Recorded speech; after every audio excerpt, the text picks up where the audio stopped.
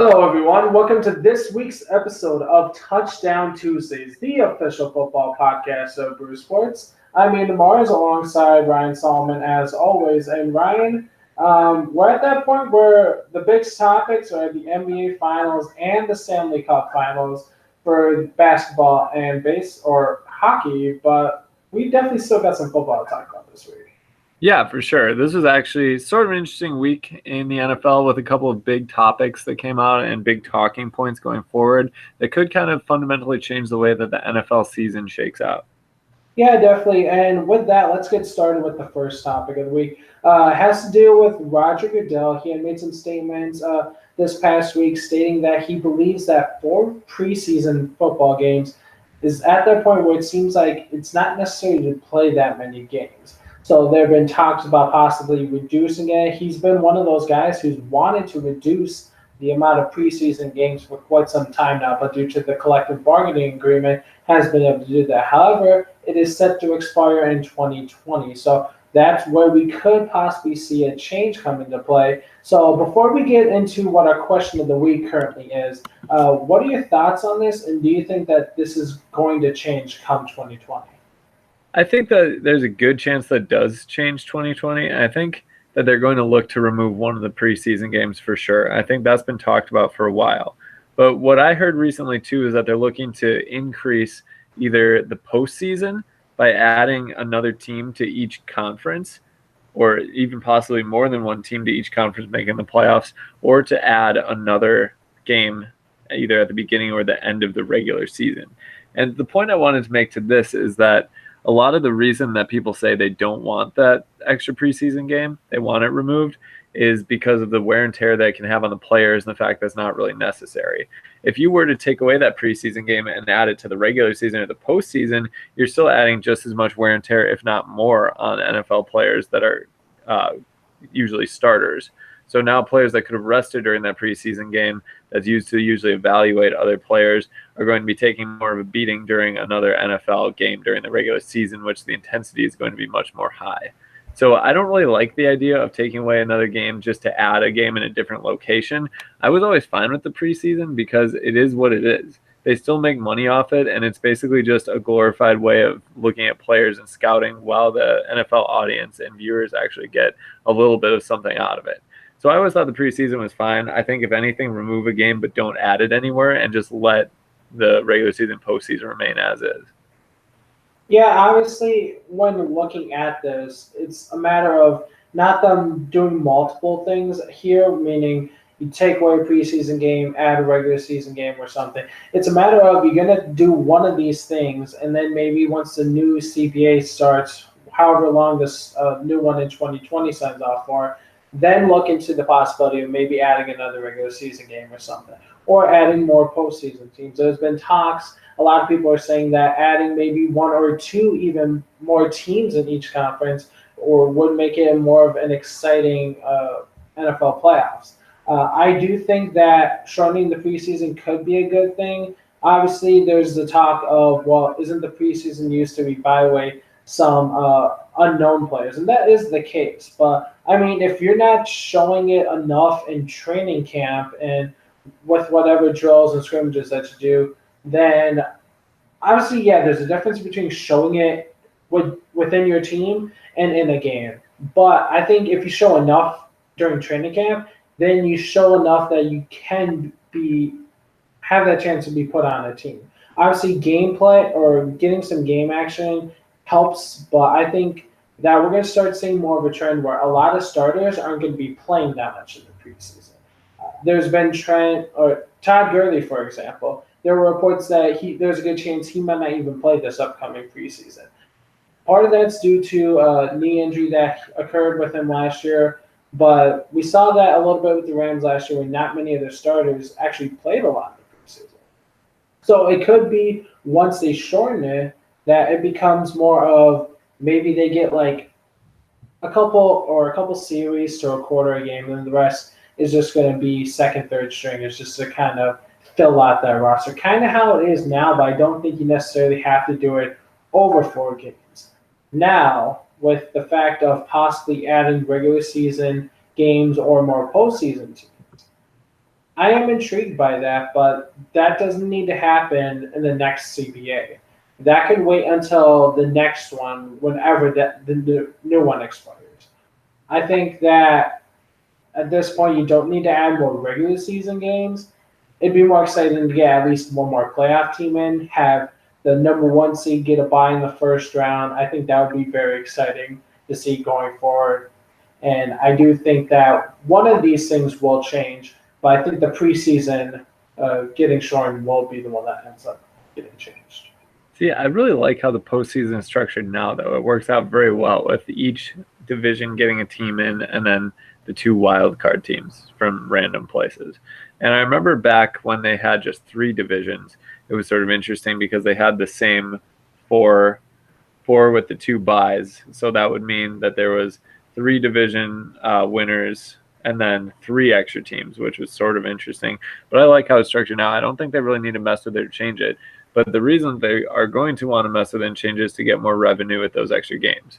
So they do make some revenue off preseason games, obviously not as much as the regular season, but you don't want to add games to the point where it cheapens each individual one. And that's what we see with baseball, what we see with the NBA, and that's why not as many viewers tune in for those games as they do for the NFL. It's because you can see any of the 100 that are played during the season. You don't have to spend time on a Sunday watching a game that only happens 16 times a year for your team.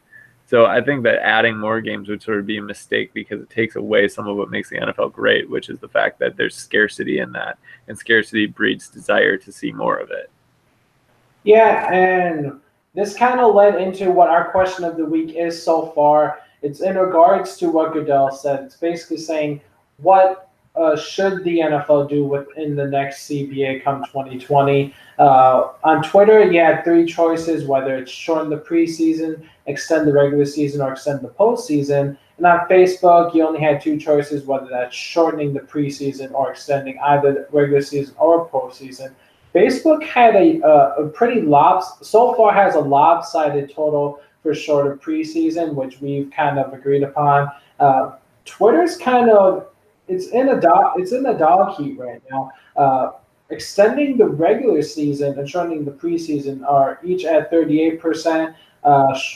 Shortly or not that far behind is extend the playoffs at 24%. That question will be out there till next week before we do our next episode. So if you haven't voted already, definitely do go on either Facebook or Twitter. Search Touchdown Tuesdays, cast your vote. Also, leave a comment if you want to give a little explanation of why you chose that vote. So definitely do keep an eye out for that. And I mean, we still have a year left until we get this decision, but it's good that we're starting to hear some more talks of it.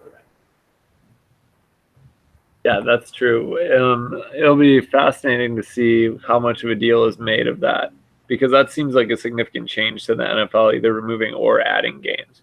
So we haven't seen a change that significant in a long time in the NFL. Very true on that. Let's move on now. We did have a big name signed this past week, and that was Gerald McCoy. So there were rumors that he was going to possibly go somewhere in the AFC North. He surprisingly decided to stay in the NFC South and signs with the Carolina Panthers. There were reports that he visited there, kind of liked the culture there, and talked to Cam Newton and actually got a good feel with him. So he goes there. He joins a pretty good defensive line with Quan Short there. You could see him playing either defensive tackle or maybe defensive end. They did lose Julius Peppers to retirement, so could do either or. What are your thoughts on this signing? I don't think it'll be a terribly impactful signing, to be honest. I think the Panthers are a team that's sort of in the middle of the conference. They really go as Cam Newton goes. And while they have been getting better recently on offense with the addition of Christian McCaffrey breaking out, it doesn't seem like that team is really in a position to make an extreme playoff push, or certainly not a Super Bowl push. They still have some questions at wide receiver. Their defense isn't as dominant as it used to be, and they've gotten rid of a lot of those players that were on that dominant defense. But they do have some good talent there with Luke Kuechly and now Gerald McCoy on the defensive side. I think that it won't be enough to push the Panthers to the next level. I think that we're going to see them around like a 9-7 or an 8-8 this season. Yeah, it was definitely a little bit of a surprise just because he did visit the Ravens. There were rumors that he visited Cleveland, and there were reports that he really did like both those spots. And I think the fact that maybe he wants to get a little bit of revenge on the Buccaneers, gets to play them twice in a year, goes to a better position in Carolina than in Tampa. Tampa seems like they could be going towards another rebuild, while Carolina, they had a great start last year before some injuries kind of tore that team down a little bit. Obviously, Cam Newton didn't play as well once the shoulder injury became a lingering issue for him. So you put him on the defense that has been pretty good over the last few years. You could say they've taken a step back, at least last year. And I think a guy who's averaged around, at least who's gotten about 6 sacks a season over the last couple seasons, could be helpful for them and could maybe make that push to the playoffs. I wouldn't be surprised if they found a way to get in the playoffs, but I don't think it's going to be enough for them to make any significant noise in the playoffs. In terms of wanting to go there simply to get revenge on the Buccaneers, I don't really think that would be worth it just because the Buccaneers are so bad. The Buccaneers are basically getting revenge on themselves by just continuing to act as they do as a franchise and make the personnel decisions that they are. So I think that what was appealing to McCoy was that there is talent on that roster. He might see that they have the chance to go somewhere, but that division is tough, and I think that it's not going to be enough for them.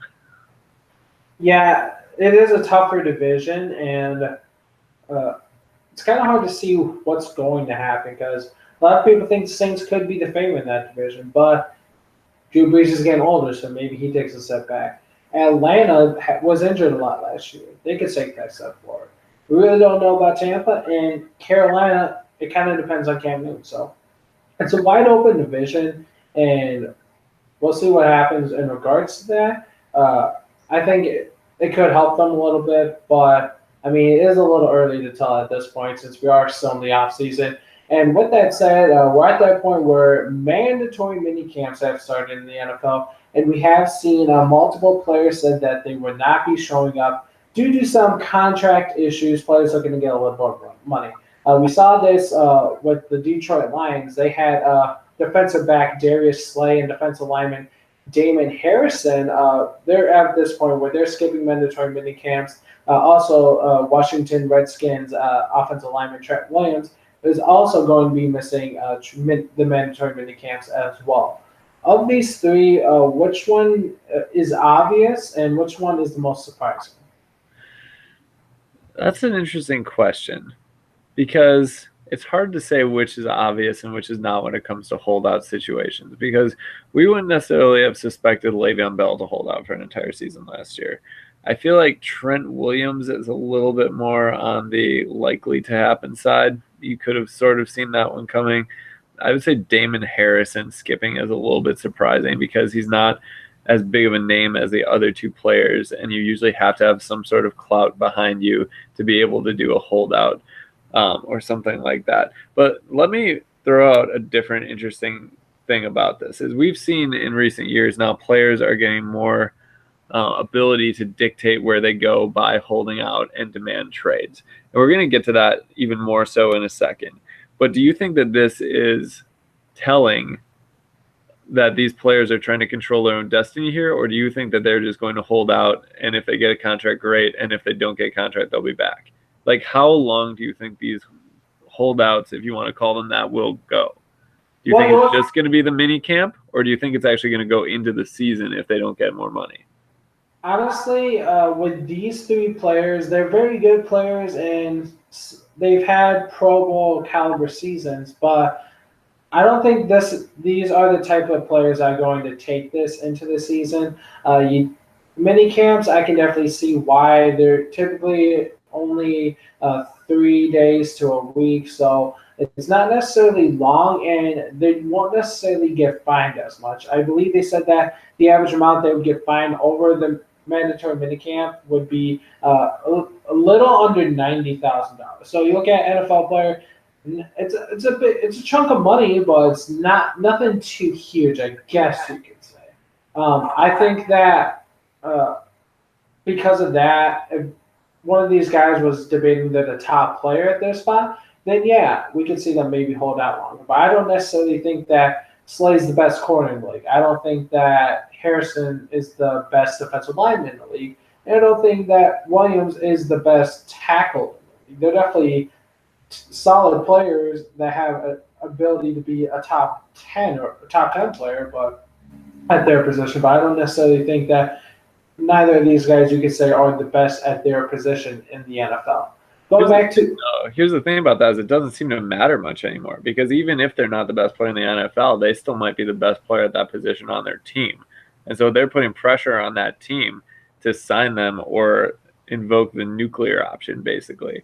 And what we saw with Le'Veon Bell sort of revolutionized the NFL in terms that he just decided to forego having money that season. He decided it wasn't worth the toll it was going to take on his body to get that money. And I think that sort of opened the eyes of a lot of players to say, okay, I guess they probably need me more than I need them. And I'm going to use that to my advantage to get as much as I possibly can. I think that we're going to see more players just leaving the NFL, retiring, holding out unless they get paid what they want. And I think we're going to see the price tag for a lot of these guys skyrocket, even if they're not the best in the NFL. That's a true point, and you could also look at the fact that maybe some of these players sit out, don't come back to the NFL, maybe join the XFL, which is starting in 2020. I mean, I think that's definitely a possibility. Will they make as much money as in the NFL? Probably not. It would take a while if the XFL has solid success, but I do think that would be a liable option. There are reports that some of the XFL summer camps or summer tryouts, I believe they're called, are getting set up soon. And former NFL running back Christian Michael is actually going to be one of the guys there. So it's going to lead to opportunities. So if they're not getting paid what they like, this other league is going to give them that opportunity. But I do want to touch base on the question that we did ask. I do think that Darius Slay is the one that is not. I think that's the obvious one. He's been a huge playmaker for that team over the last few years, and I definitely do think that they would look to increase. He should get an increase, but they did make a lot of free agent signings this year, big ones as well, so that could hurt him a little bit. I was a little surprised about Trent Williams because I thought he was in a good position with Washington, and I think he's at that point where the team's kind of in a weird situation where they really don't know what's going to happen. They were a playoff team before the Alex Smith injury last year, and I think he's at that point where you could maybe say that he's the best player on that team, and he's saying that he should get paid like he's the best player on that team. So that's where I am on that. Damon Harrison's kind of a tough one since he hasn't been on the Lions that long, so we really need to see him on there a little bit more in order for us to kind of give a take on him. Yeah, that's an interesting take on that. I think we both agree that Damon Harrison is a little surprising because it seemed like it sort of came out of nowhere. I don't think he necessarily has the pull to get anything done with that one, not like Darius Slay does for the Lions. I agree with you on that one, but we did talk about some players we did talk about players that might want to request trades, and there are a couple players in the NFL that are looking to do so. First, Duke Johnson from the Cleveland Browns, he's requested a trade basically since the Browns have signed Kareem Hunt. Remember, Hunt's going to be missing at least half the season due to a suspension for ongoing case, and you look at he's kind of fallen off the charts on that team over the last few years. Another one, Josh Jones, safety for the Green Bay Packers. After what seemed like a very good rookie year for him, he's kind of fallen off the depth chart. He's been mainly a special teams player for that team. Remember, they did draft Savage in the first round of the draft, and they also did sign Adrian Amos this offseason to fill the safety void. So all of these two, first, before we talk about where they end up, let's talk about when they're going to get traded and which one do you think is going to be first, Ryan? I think that Josh Jones is going to get traded first. But both of these I want to touch first on the fact that it's sort of how strange it is to be at this point after they just a couple of years ago seemed like incredibly important pieces to their team. Duke Johnson was like the third down receiving back for the Browns, and he was incredibly successful at it. He was not a player that by any means was slacking in that offense. He was actually succeeding and definitely growing.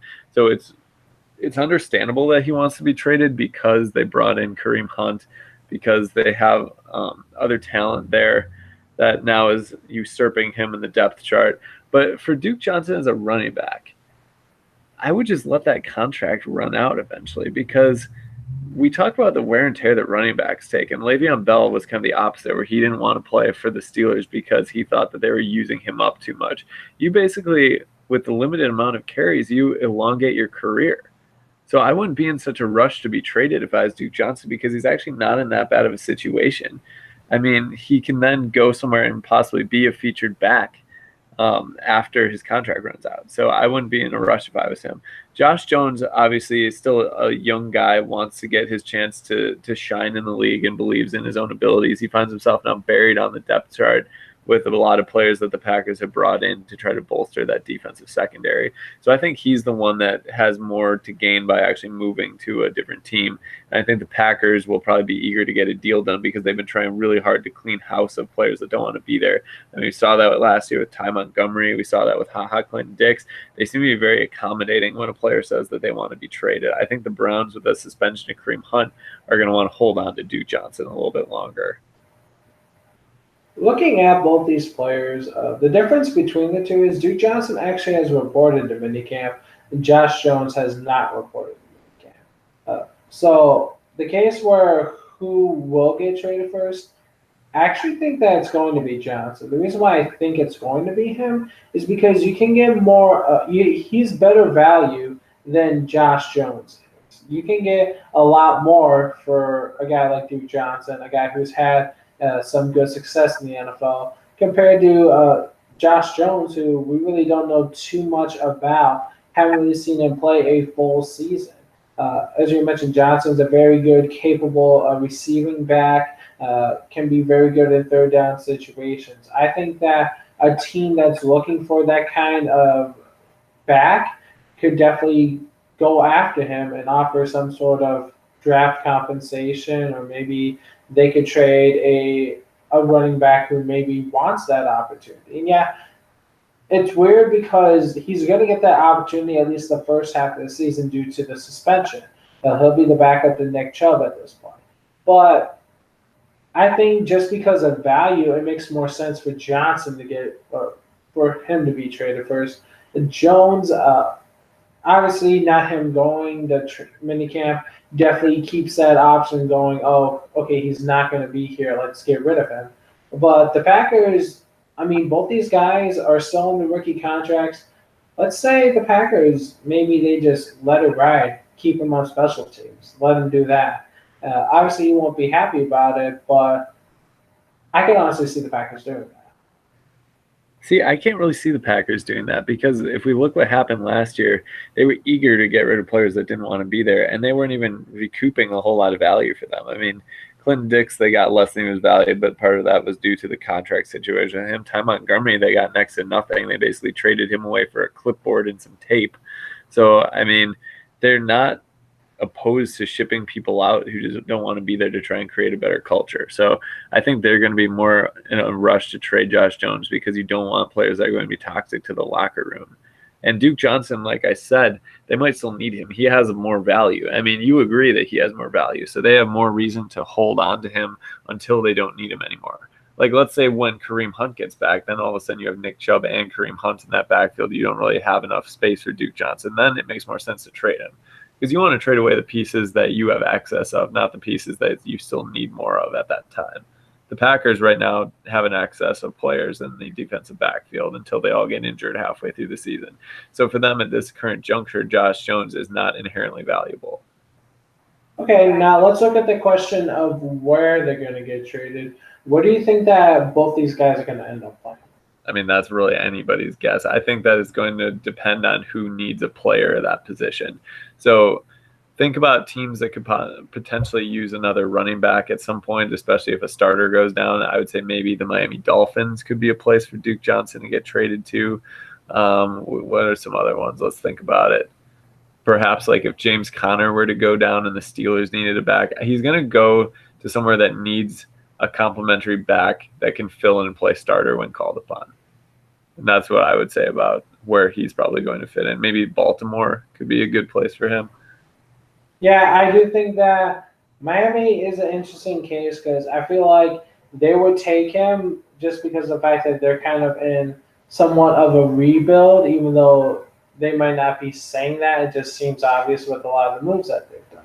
You look at maybe in Indianapolis, who I think could be a combo back with Marlon Mack there. Um, Other than that, if it waits till training camp, it'll probably be after some sort of injury happens where we could see him end up going. So that's really where we're at this point. Josh Jones is kind of in the same scenario either. I think it's at that point where we might not see him get traded until some point during training camp or preseason where we see a safety goes down.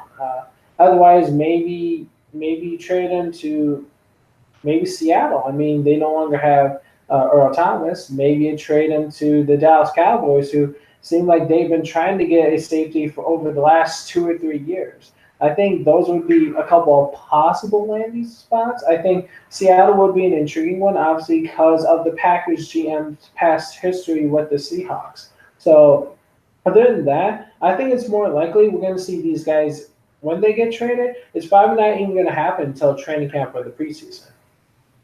I have one interesting thought for you on Duke Johnson. How about the team that Kareem Hunt used to play for, the Kansas City Chiefs? They just recently named Damian Williams the starter there, so they could use some extra help in that backfield, especially a player that can catch passes. Might work well with Pat Mahomes. Yeah, I think that would actually be a great spot for him. And Damian Williams, he wasn't really known for having much success in the NFL before he went to Kansas City. So I think you could plug a lot of running backs in the NFL into that Kansas City system, and they could kind of have rejuvenate their career a little bit. I could see Duke Johnson going there and being a big time player for that team. Yeah, I agree fully because he actually had success with the Browns when they were not a successful team. So Duke Johnson, I think, still has a lot to give an NFL franchise, and I think the Chiefs would be a great spot for him. Yeah, definitely. I'm on point with you on that one. Let's go to a player that was cut recently on the first day of mandatory minicamps. The Patriots cut tight end Austin Seferian-Jenkins. I guess you could say it wasn't too much of a surprise after they did sign Ben Watson, but however, Ben Watson is suspended for the first 4 games of the season. So as much as you say it's not surprising, do you think it might just be because of the fact that they kind of needed the guy for 4 games? It's a little bit surprising, but what it tells you is that they have some faith in the other tight end that they have on their roster, former Denver Bronco Matt LaCosse. And now he's a guy that they've actually been pretty impressed with. And here's another thing to keep in mind. I actually heard this on, I think it was ESPN. I don't remember who was talking about this. The Patriots are a team that kind of goes with their strong point. When they had Rob Gronkowski, tight end was a major strong point for them, especially receiving tight end. Now you look at their roster, and really their strength is their running back core. You still have Tom Brady, but you have a lot of good running backs on that roster. And I think we're going to see them start to use their running backs more and really just use their tight ends in more of a blocking scheme. Okay. I think that obviously Seferian-Jenkins kind of had an up and down career. Was a highly touted tight end coming out of Washington.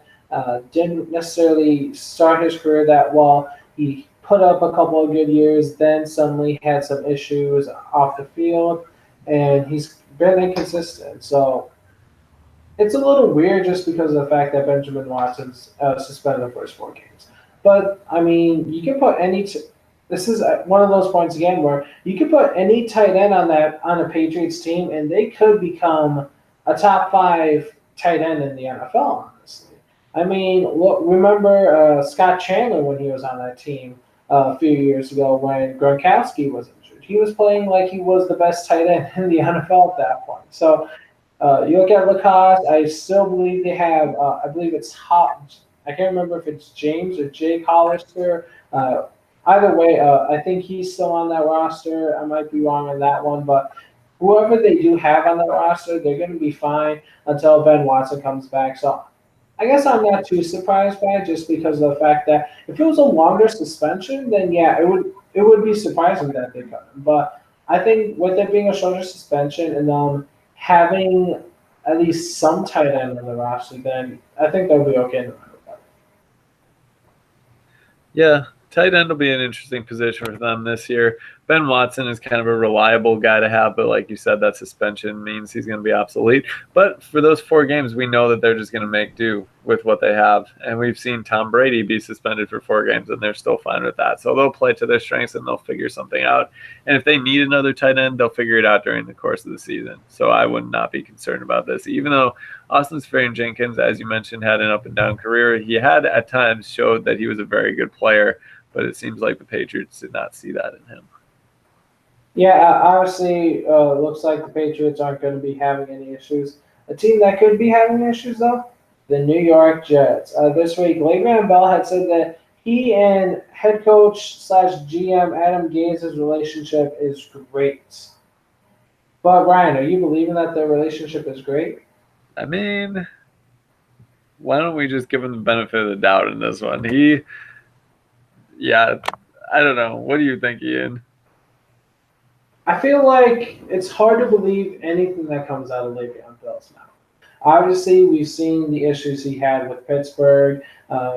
Him putting up these tweets saying that, or making it seem, or these Instagram videos saying that, oh, he's in Pittsburgh, oh, he's going to report, yada, yada, yada. And then suddenly nothing happens. And then suddenly we hear some of these people say, oh, this is where he's going to end up going to free agency. And it's not nowhere near where they thought he was going to end up. So it's kind of hard to believe Le'Veon Bell based off of his track record. I do think that I could easily see him saying, "Oh, our relationship is great," and with him saying it with a sarcastic grin on his face. It's kind of hard to tell just because of the fact that Adam Gase hasn't had the best start as a Jets head coach either. The introductory press conference, he looked like he had an awkward face throughout the whole press conference, and the fact that he's not the GM after some interesting things that happened. It's a weird situation right now for the New York Jets. And obviously, yeah, you want to say this just so you can clear the air a little bit. But I'm not necessarily buying that things are great between the two of them. I don't know how things could be that bad already, though, is the thing. Is their relationship, if anything, is short. So they have not known each other for long enough to even make judgments on whether they're good or not good. So I think when Le'Veon Bell says that they're great, I think they're probably more just like acquaintances at this point in time. We'll have to wait until we actually see some real football played to make a judgment on whether that relationship is solid or not. So I would say that it's too soon to tell with that one. And Le'Veon Bell is probably blowing some smoke, but I don't think there's really anything wrong with them yet. All right, and obviously, their relationship's just beginning a little bit. We'll have to see how the rest of minicamp goes, and then once training camp comes in preseason, if this is actually going to be a great relationship. But what do you think of the Jets' new uniforms, Ian? I'm a little mixed on them. At first, I was a big fan of them, but then after seeing each time I see them after, I start to dislike them a little bit. So I think they're just okay. I don't think they're like a top 5 jersey in the NFL, but I won't say that they're like a terrible jersey. I like that they remind me of the 90s. I do like that, and I think the throwback is starting to become more of a trendy thing, not just in the NFL, but in a lot of sports. So I think when teams kind of do their redesign or come up with an alternate jersey, that a retro is kind of being that trend. I mean, look at what the Jaguars did a little bit, it was last year that they did, where they changed the helmet to the black with the logo, kind of a throwback to their 90s look. So the throwbacks are starting to come back. Yeah, I like the throwback idea. I hope that the Jets find a way to incorporate their other uniforms that they had that looked very similar to the Joe Namath era. I just wanted to throw it out there. Uniforms are important to me. Oh, yeah. We've had talks about that. I still remember when we had talks about the college football sticker helmets, too. I love helmet stickers, and you know that. All right, let's move on to an interesting and bizarre thing that happened. So New Packers head coach Matt LaFleur tore his Achilles last week, and it wasn't from something that happened on the football field. Apparently, this was an injury that was suffered on the team's basketball court. So this puts him in a weird situation. Obviously, he did have surgery, and the reports are that he's going to be doing all his coaching from basically a golf cart of some sorts until he's able to stand on the sidelines. How do you think this is going to affect the team, at least until he's fully healed? This seems like sort of an ominous start. And in some way, it seems sort of humorous that the head coach is going to be cruising around in a golf cart going up to give the quarterback or a wide receiver an earful if they do something wrong. But this kind of goes back to something that I've noticed with the Green Bay Packers for years. And it's always midway through the season, you hear their injury report, and it seems like it's always 10 times more people on the injury report than any other team in the NFL. And for years, I've wondered, is there something in the water in Green Bay that just causes people to become frail and snap? I don't know what it is, but it's very odd that a new coach coming to Green Bay would tear his Achilles. I mean, that's a pretty serious injury, and you hardly hear about coaches getting injured at all in the NFL. So it seems strange, and it seems like kind of a bad omen for the Packers' new head coach. Yeah, it's definitely a bizarre thing to happen, and it's at a time where you don't want it to happen because he's a new coach, and you want to build that relationship between him and the players and the rest of the coaching staff and the front office. The fact that he's going to be able to still be on the field, that's good for the Packers. That's good for everyone. But he's not going to be right up in there. He's going to be back a little bit because of the fact that he's not going to be standing and moving around and such. And this kind of takes a factor on some of the players. There have been reports that since the injury, there really hasn't been anyone that's stepped on the basketball court. There are some players that enjoy playing basketball during team activity or during there's off time away from team activities. Devontae Adams, for example, he has said that basketball is actually his favorite sport, but he didn't play football until his junior year of high school. So some of these players kind of like that time away. And it's unfortunate that this happened because it kind of makes, I think, the Packers seem a little bit more cautious. And I feel like that's kind of been their approach over the last couple of years and why they haven't been able to do that well. I could be wrong on this, but I think since we know the Packers very well, we kind of have to realize that maybe being cautious isn't a good thing. Yeah, the Packers are notoriously cautious with injuries. Although a torn Achilles doesn't really seem like a cautious thing. That just seems like dude's flat out injured. Yeah, that's true. I haven't read the reports on how long he's going to be in the cart, but do you think this could be something that goes into the regular season and you might have to coach from the booth? I mean, it could be, but realistically speaking, as long as the coach can see the field and see what's going on and the players can still come over and talk to him, I don't think it's a huge deal. Of course, it's going to be easier if he's a little more mobile because then we can get shots of him, running on the sideline, clapping as hopefully good plays happen. But in terms of his actual job performance, I don't think this is going to be that detrimental to it. And maybe if it works out with the team and the team is cool about it, it'll be kind of like a funny joke throughout the season or something that could bring them together. So I think it's going to depend how the team reacts to this. If it's like, oh man, new coach is already injured, it's pretty pathetic, then it's not going to go well. But if they're like, oh, LaFleur's hurt already and they have a positive attitude about it, it could be something that's beneficial for the team.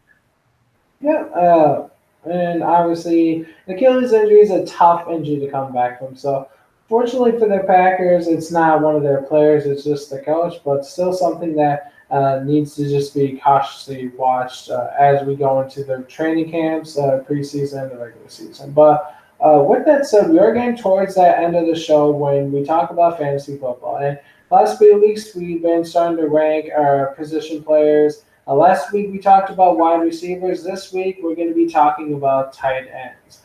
So this week, Ryan, who do you have in your top 5 for fantasy tight ends next year?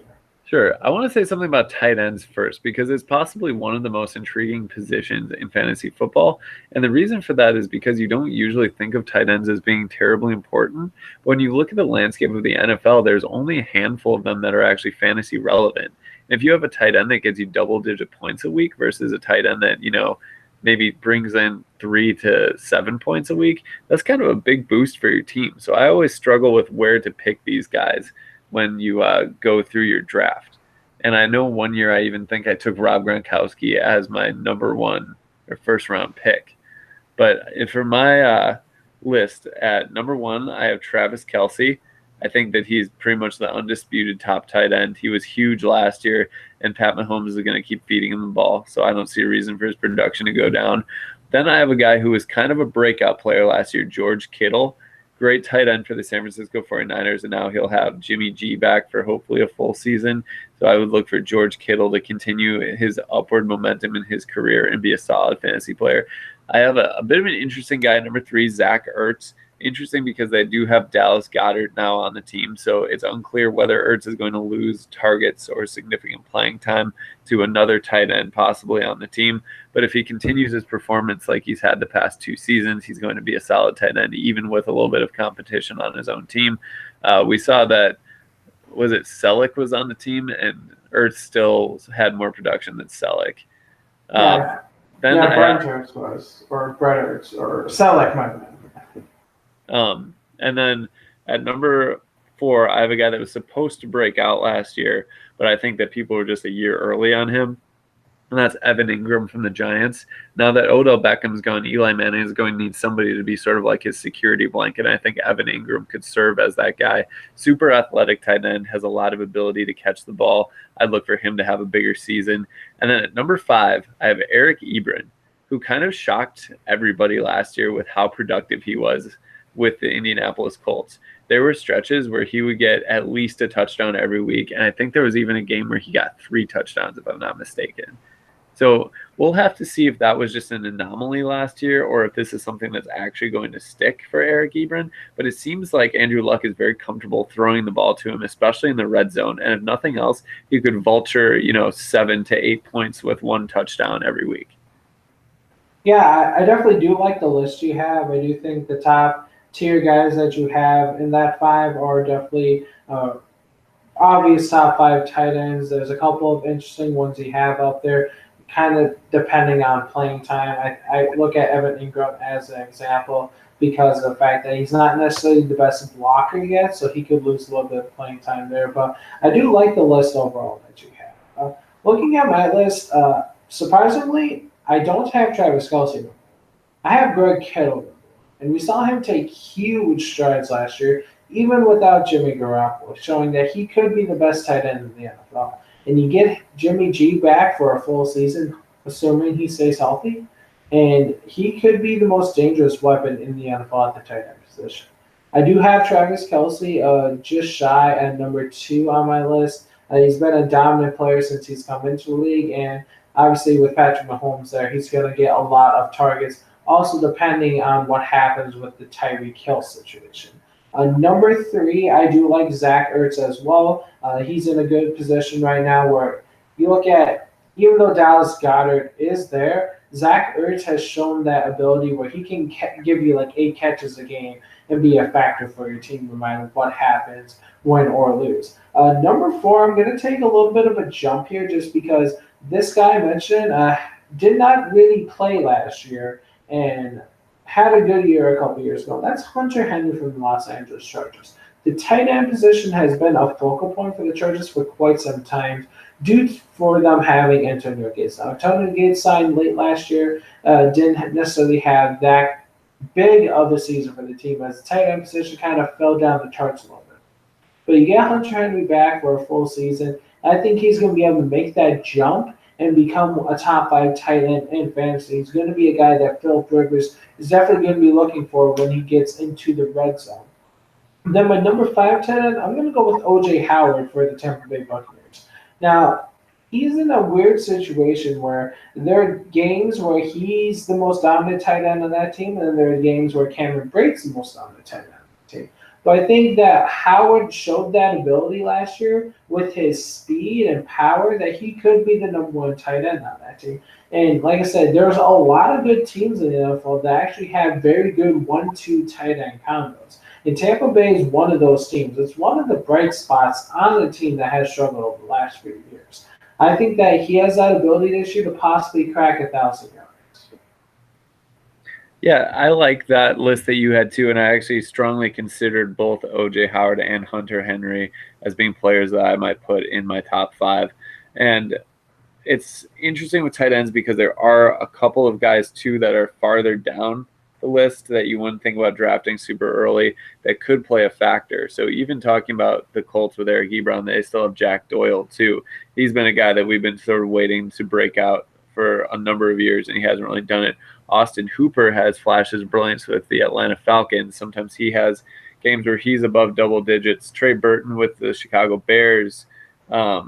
Jimmy Graham, always a guy that you look to break out too, but just didn't get it done last year. And then you look at the rookies too. There's Noah Fant with Denver, TJ Hawkinson with Detroit. So I think that there's going to be at least one tight end that neither of us talked about who's going to be in the top 5 at the end of the year. I think that's very true. And a tight end that we didn't talk about, which is kind of leading into our next question, is Greg Olsen. And Greg Olsen's been a guy who, when healthy, you can make a debate that he is the best tight end in the NFL. But he's had an issue over the last few years. He's had a foot issue where he keeps breaking his foot. And he keeps missing a good part of the season.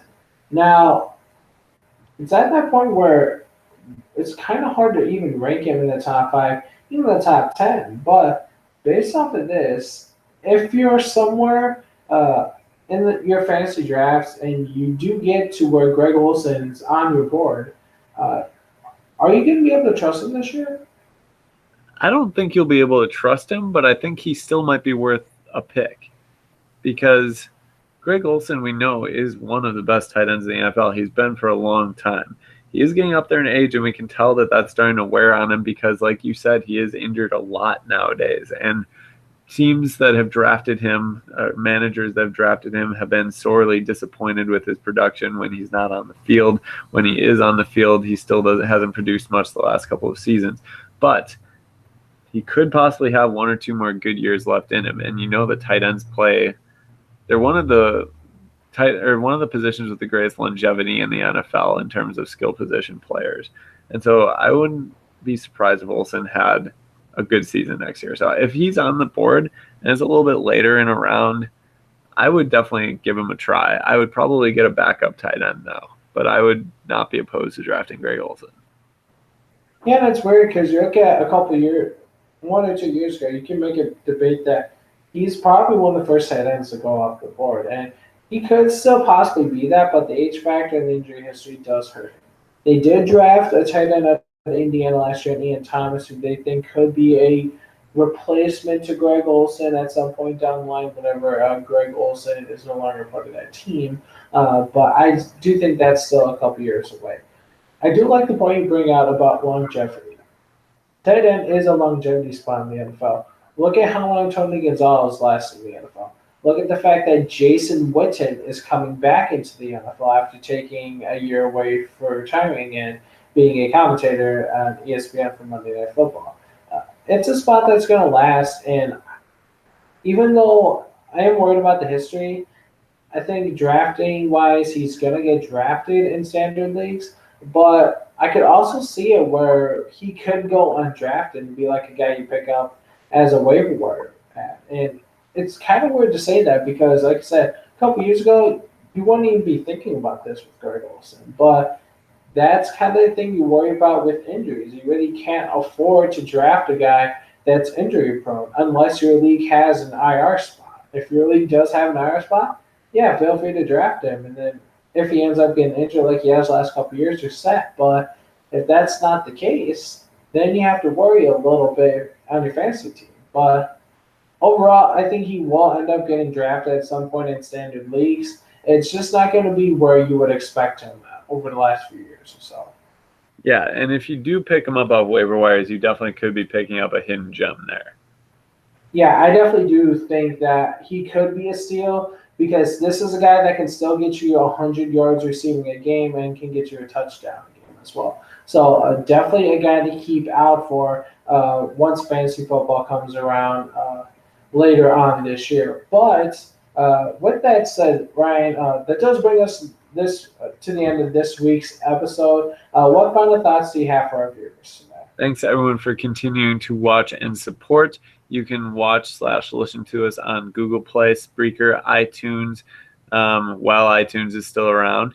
And also you can catch us live usually late in the day on either Monday or Tuesday if you want to watch the live version on YouTube. Also check out Run It Back. It's coming back now, and Ian guest starred on it the other day, so make sure to give that a listen to as well.